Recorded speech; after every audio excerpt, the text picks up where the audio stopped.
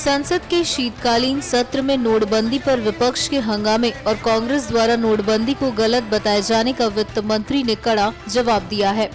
वित्त मंत्री अरुण जेटली ने कांग्रेस के यूपीए शासनकाल के भ्रष्टाचार के बारे में बताया ही साथ ही कांग्रेस की परेशानी की वजह भी बताई। नोटबंदी को लेकर पूर्व वित्त मंत्री पी चिदम्बरम की तरफ से सरकार पर किए गए हमले और इसे साल का सबसे बड़ा घोटाला करार देने के बाद सरकार की तरफ से मीडिया के सामने जवाब देने आए वित्त मंत्री अरुण जेटली ने कांग्रेस को आड़े हाथों लेते हुए नोटबंदी को देश के भविष्य के लिए एक बेहतर कदम करार दिया। कांग्रेस पार्टी 2004 से 2014 तक सरकार में थी और उस हुकूमत की एक जो विशेषता थी कि देश में काला धन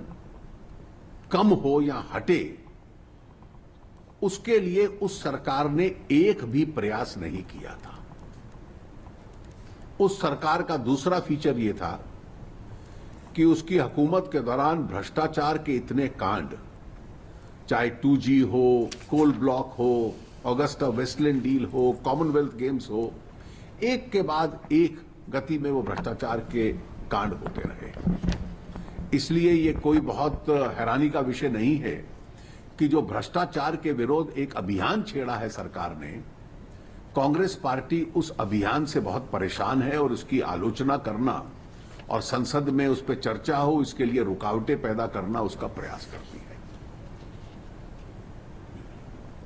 कोई भी अर्थव्यवस्था जो एकदम कैश करेंसी के आधार पर चलती है, उसका अर्थव्यवस्था पे भी बहुत असर पड़ता है और समाज के चरित्र पे भी असर पड़ता है। भ्रष्टाचार उसकी वजह से होता है। सोशल कॉस्ट ऑफ कैश जिसको कहते हैं, इसके अध्ययन हुए हैं पूरे विश्व में, इसका एक बहुत नेगेटिव असर किसी भी देश पे पड़ता है। और सरकार का प्रयास यह है कि कैश करेंसी कम हो और डिजिटाइजेशन ज्यादा हो, और स्वाभाविक है उससे बैंकिंग व्यवस्था को भी बल मिलता है, ब्याज दर भी कम होती है, देश बैंकों की क्षमता देश की अर्थव्यवस्था को सपोर्ट करना वो भी बहुत बढ़ती है। और इसके साथ साथ जब इतनी बड़ी मात्रा में कैश करेंसी बैंकिंग सिस्टम में आती है तो डायरेक्ट और इनडायरेक्ट टैक्सेस जो हैं उसकी कलेक्शन भी बढ़ती है,